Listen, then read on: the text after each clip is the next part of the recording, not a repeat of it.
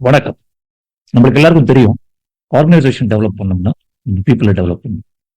அதிலும் managers managers வந்து ஒரு பிரிட்ஜ் மாதிரி. ஒரு பிரிட்ஜ் ஸ்ட்ராங்கா இருந்தா அது பல வருஷம் நிற்கும், ப்ளஸ் இந்த வண்டியும் தைரியமா போகும்.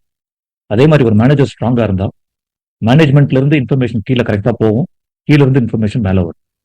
ஸோ இந்த ப்ரோக்ராம்ல நம்ம to focus on how to train the managers.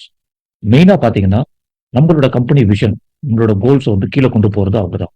So இந்த ப்ரோக்ராம்ல ஹவு டு செட் டார்கெட்ஸ் இந்த விஷயத்த பேசுவோம். அடுத்தது பாத்தீங்கன்னா எல்லா மேனேஜருக்கையும் சபார்டினேட்ஸ் இருப்பாங்க. சில பேர் நல்லா பர்ஃபார்ம் பண்ணுவாங்க, சில பேர் சுமாரா பர்ஃபார்ம் பண்ணுவாங்க. ஆனா மேனேஜரோட வேலை வந்து ஒரு நான் பர்ஃபார்மரை பர்ஃபார்ம் மாத்துறதும், ஒரு பர்ஃபார்மர் சூப்பர் பர்ஃபார்மரை மாத்துறதும் அவரோட வேலை. ஸோ இதுல பாத்தீங்கன்னா they will understand how to motivate people, how to identify நான் பர்ஃபார்மன்ஸ் அண்ட் கரெக்டட். அடுத்தது முக்கியமான விஷயம் வந்து பாத்தீங்கன்னா நெகட்டிவ் ஃபீட்பேக் கொடுத்துருக்கு. இதுதான் ரொம்ப சென்சிட்டிவான ஒரு விஷயமா போயிட்டு இருக்கு வர இன்னைக்கு இருக்கிற லேட்டர் ஜென்ரேஷன் பாத்தீங்கன்னா கொஞ்சம் நெகட்டிவ் ஃபீட்பேக் கொடுத்தா கூட டென்ஷன் ஆயிடுறாங்க.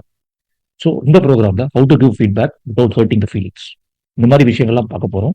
இது ஒரு workshop, activities, group discussions, presentations, games இதெல்லாம் இருக்கும். So nominate your managers for this program. Thank you.